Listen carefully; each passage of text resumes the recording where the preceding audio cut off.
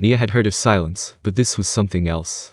She had been summoned to this tent, and she was surprised at how depressed the mood inside was. The table had been specially moved here, and the southern nobles seated around it were pale. No, the Liberation Army commanders were also in the same state. It was a natural reaction. Nobody could have witnessed Jaldabaoth's overwhelming power and not been shocked. No, back then, Nia had not been that shocked. However, that was because the shock of losing the great entity known as the Sorcerer King had been even worse. That, in addition to everything she had witnessed up to this point, might have numbed her heart. However, the southern nobles had not experienced harsh fighting until now, so perhaps their alarm was only to be expected. They had not experienced a foe who could kill men one after the other just by walking, leaving nothing behind but hideous corpses.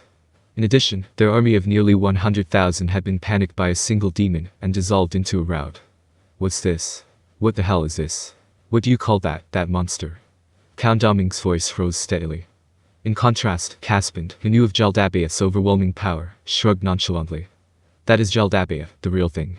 I've told you about him before, Count Domings. I've never heard of the ability to kill people just by walking. Is it the problem? Nia jeered in her heart.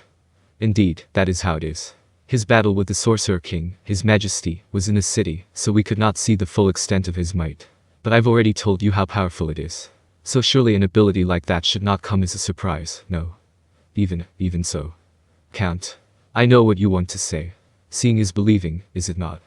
It was the Marquis who spoke. All that could be said was that one had to hand it to him for not being as nervous as the others. Still, saying that won't help us make any progress. Should we not discuss what we need to do from now on? That makes perfect sense, Marquis Sama. What should we do? Viscount Sans asked in a rapid-fire burst of words. His attitude was understandable, given that he did not know if his present location was safe. The southern nobles had intended to crush a few stragglers with overwhelming force in order to become the heroes who had saved the nation. It should have been that simple. However, that was not to be. Now the hunters had become the hunted. The Marquis had his arms folded and remained silent. Caspian replied in his place. We have an overwhelming advantage in fighting strength. The problem is that Jaldabaoth can overturn that advantage by himself. I would like to ask everyone present a question in my capacity as the prince. What do you think we should do to achieve victory under these circumstances? After a brief silence, the Marquis replied, There's only one thing we can do in a supremely confident tone. Prince Caspian. As you have said before, Jaldabaoth will probably retreat once we wipe out those demihumans, right? Then we have no other option but to do so. Marquis Sama. Are you still going to fight? Exactly, Count Randalls. Do you think we can flee now? Marquis Sama, it would be very difficult for us all to flee, but could a small group not manage to run? Remedios snorted at Count Cohen's suggestion. That's a fitting answer for an incompetent who can't even understand Calcus Sama's ideals. What will you do after running away and escaping? Cower under a hay bale in a barn? Aren't you a noble? Shouldn't you say that you'll sacrifice yourself for the people or something? And you, Captain Custodio. You're a paladin with a holy sword, but you can't even beat a single demon. Count Randall bellowed. Remedios looked like a ghost now, and her eyes seemed to glow from within, as she turned to face him. Indeed. I can't beat him. The only one who can fight him is that undead creature. But if it would buy some time, even if it was only to let the people live a second longer, then I would fight to the death against him. And you, what would you do? When a warrior who was prepared to meet death locked eyes with a noble who wanted to flee from death, the outcome was a foregone conclusion. Count Randall looked away, and Remedios snorted mockingly at him. My prince. Well, I would very much like to order the paladins to die. Do you still have anything to say? Well, making up your mind is very important. Well, could you go? You don't mind leaving Vice Captain Montaigne behind, do you? I see. In that case, I'll leave the rest to you, Montaigne. With that, Remedios slowly walked out of the tent. The last thing she did was glance at Shizu, who was seated beside Nia. Everyone, I apologize on behalf of our captain, Gustav said as he eyed the nobles, who were going honestly before continuing. Still, that opinion is shared by all of us. We paladins are all ready to die as shields for the people. We hope you gentlemen, being of noble birth, are similarly determined. After all, we can't fight if there are no commanders. What? Before Nia could tell who had exclaimed in surprise, Marquis Pedippo spoke up. That's about enough. We are planning how to die gloriously, we're planning how to win. Am I correct, my prince? Just so, Marquis Dono. There's not much time before Jaldabaoth takes complete control. We need to find a way to win before that. There's no way to win, is there? Didn't you see that demon's power? Count Granero shouted as he rose to his feet. If he used magic or attacked or something, we might still be able to come up with some way to stop him. But all he's doing is walking. He can turn the area around him into a hellish inferno just by walking. Come to think of it. Count Renero, you know a bit about magic, right? Do you have? Nothing I learned covered powers like that. Is that so, then? Assume there were still 10,000 Demihuman enemies remaining. Could we flee from Jaldabaoth while wiping them out at the same time? The Marquis seemed to approve of Caspin's proposal. It seems there's no other way. Well, it'll be difficult. I think it would be harder to try and defeat Jaldabaoth with our strength. A moment please, Count Cohen interrupted with a raise of his hand. I object.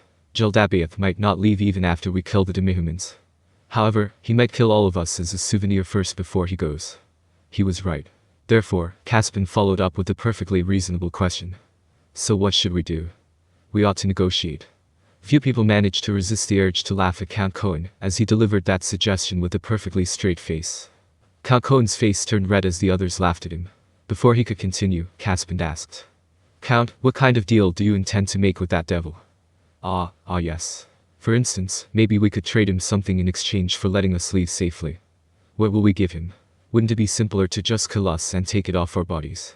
Or do you mean we should trade him something that isn't here? What would that be? A moment please, Your Highness.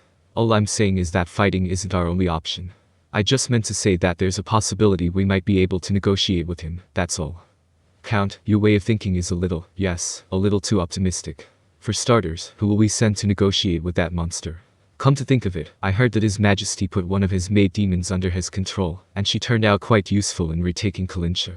Surely that maid demon could do something, right? Count Renero turned to look at Shizu. I can't beat Jaldabaoth. Buying time would be hard too. Still, if you fought alongside Captain Custodio, you might be able to buy some time. His suggestion made a lot of sense.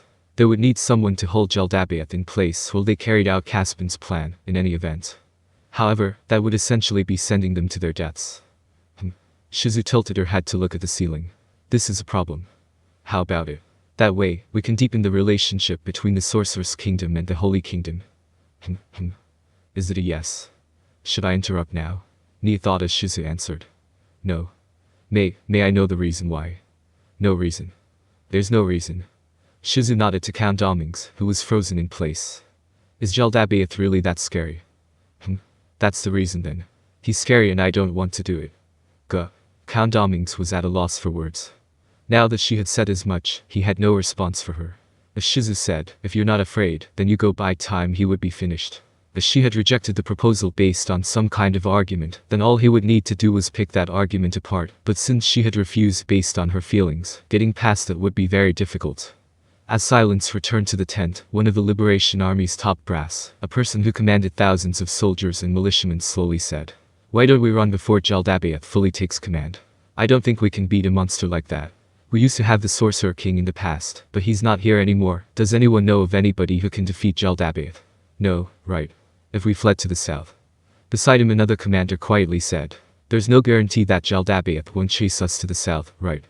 With a loud thump of the table, the previous speaker bellowed. In that case, all we can do is follow the prince's suggestion and kill the Demihumans. If we can't run, then we must fight. It's just that simple. That's right. That's the only way we can go on living. I don't want to bow down and go through that hell again.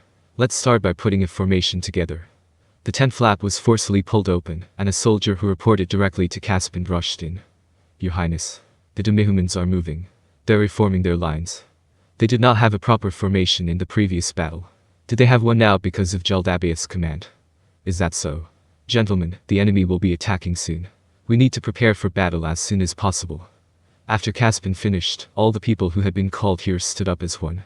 Nia and Shizu did as well. The others rushed out of the tent first, eager to save time. The final ones remaining in the tent were Nia and Shizu. Nia's unit was already together, so there was no need to go gather them. Nia suddenly felt that something was amiss about the grim expression on the face of the messenger who had barged into the tent, but there was nothing she could do about it, and so she and Shizu returned to their unit. Now then, I believe there's still some bad news in store. Yes, my prince. Is it really advisable to let these gentlemen return? That will depend on your report. Caspin had once told his subordinates that they must never speak of information which was not common knowledge in the presence of third parties. That was why this man was the last to remain in the tent. Your Highness, the Demihumans are advancing on us from the east. At this rate, they'll reach us in 1 hour. Impossible. Caspin struggled to keep himself from raising his voice. It would be bad if someone outside the tent heard this. Kalincha is to the east. Why hasn't the city contacted us yet? Even if they did make a big detour to circle around us, how did they avoid our patrol's eyes? Or were they few in number? No, they're estimated to be over 10,000 strong. What should we do, sire? The Holy Kingdom still had the numerical advantage even if one added 10,000 men to the Demihuman's forces. However, the fact that they were coming from the east was disastrous. When a smaller force attempted a pincer attack, normally one would simply defeat each arm of the pincer individually.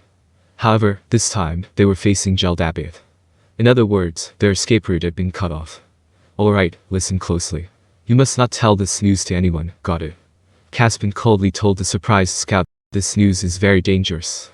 If the army learns of it, they'll sap their will to fight, and we'll lose a battle that we could have won. Also, a lot of people might end up dying. We must not tell anyone about this for the sake of unity. Your Highness. Don't worry. All will be well if we can win within an hour. There's nothing to be afraid of. I understand. Also, do your best to keep the scouts from investigating the east. If things go badly, they might let the news slip, and then we'll splinter and end up defeated in detail. You must keep this secret until the last moment, understand? Yes, sir. While he did not seem quite comfortable with it, the man probably felt that Caspian's logic was sound as he left the room. Alone inside the tent, Caspian palmed his face.